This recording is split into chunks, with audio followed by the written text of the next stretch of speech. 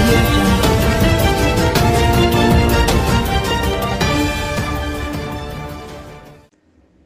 ఊహల గుసగుసలాడే చిత్రంతో హీరోగా పరిచయమైన నాగశౌర్య తొలి సినిమాతోనే మంచి ఇంప్రెషన్ కొట్టేశాడు. లుక్స్ పరంగా, నటన పరంగా అందరి మెప్పు పొందాడు. మంచి కథలు ఎంచుకుంటూ ముందుకు సాగితే కుర్రోడు పైకొస్తాడనే ప్రశంసలు అందుకున్నాడు.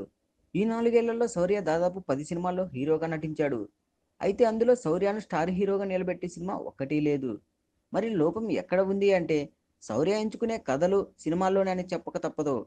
ఈసారి కాస్త ఎక్కువ గ్యాప్ తీసుకున్నా సరే ఎలాగైనా తన కెరీర్ను ఒక లెవెల్కి తీసుకెళ్లే హిట్ కొట్టాలనే కసితో సొంత బ్యానర్లోనే తల్లిదండ్రులే నిర్మాతలుగా చెలువు సినిమా ద్వారా ప్రేక్షకుల ముందుకు వచ్చాడు. ఈ సినిమాతో అయినా నెక్స్ట్ లెవెల్కి వెళ్ళాడా లేక ఇంకా ఇక్కడే ఉన్నాడా అనేది రివ్యూలో చూద్దాం. కథ విషయానికి వస్తే నాగశౌర్య హరి పాత్రలో చిన్నప్పటి నుండి కొట్టడం లేదా కొట్టించుకోవడం అలవాటు. అందులోనే అతడికి ఆనందం ఉంటుంది. గొడవల్లో తలదూర్చడం అతడికి హాబీ. కొడుకు ప్రవర్తనతో ఇబ్బంది పడుతున్న తల్లిదండ్రులు.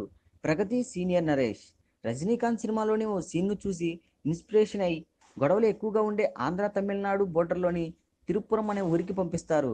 ఆ ఊర్లో తెలుగు తమిళ వర్గాలు రోజు గొడవ పడుతూ ఉంటారు. ఇక్కడ నిత్యం గొడవలు చూసైనా గొడవలపై విరక్తి చెంది కొడుకు మారుతాడు అనేది వారి ఆశ. తిరుపురం ఊళ్ళో అడుగు పెట్టగానే హరి తెలుగువాడని తెలిసి అతనిని చంపాలని ప్రయత్నిస్తారు తమిళ వర్గీయులు. వారి నుండి ఎలాగో తప్పించుకున్న హీరో తనకు తెలియకుండానే తమను శత్రువులుగా భావించే తమిళ వర్గానికి చెందిన అమ్మాయి కార్తీక, రష్మిక మండాను ప్రేమిస్తాడు. మరి తెలుగోళ్ళంటే వారిని హీరో ఎలా కన్విన్స్ చేశాడు? ఒకప్పుడు అన్నదమ్ముల్లా ఉన్న ఆ ఊరి తెలుగు తమిళ ప్రజలు చంపుకునేంత భద్రశత్రువులుగా ఎలా మారారు అనేది తెరపై చూడాల్సిందే. నాగశౌర్య పర్ఫార్మెన్స్ గురించి మాట్లాడుకుంటే హరి పాత్రలో బాగా నటించాడు. లుక్స్ పరంగా కూడా బాగున్నాడు. అయితే నాగశౌర్య నటనలో నెక్స్ట్ లెవెల్ మాత్రం కనిపించడం లేదు. ఎప్పటిలాగా రొటీన్గా చూసిన శౌర్యాన్ని చూసిన ఫీలింగే కనిపిస్తుంది. రష్మిక మండానా. ఈ చిత్రం ద్వారా కన్నడ నటి రష్మిక మండానా హీరోయిన్గా తెలుగు తెరకు పరిచయం అయింది. కార్తీక పాత్రలో సెట్ అయింది.